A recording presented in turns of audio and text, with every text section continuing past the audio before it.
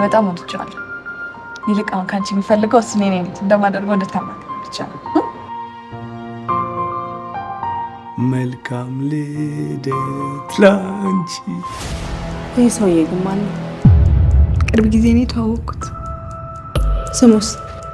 አዲስ ብርሃን ያገኘው ይመስለኛል።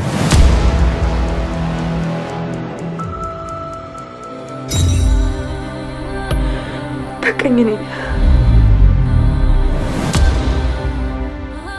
አንድ የቀረችኝ ጽኑ ናት።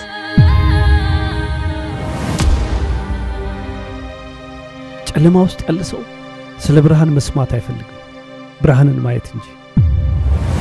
ልክ እንደ ዳዊት ሊያነግስ ሲፈልግ ጎልያድን የሚያክል መከራ ይልክብሃል ይላል።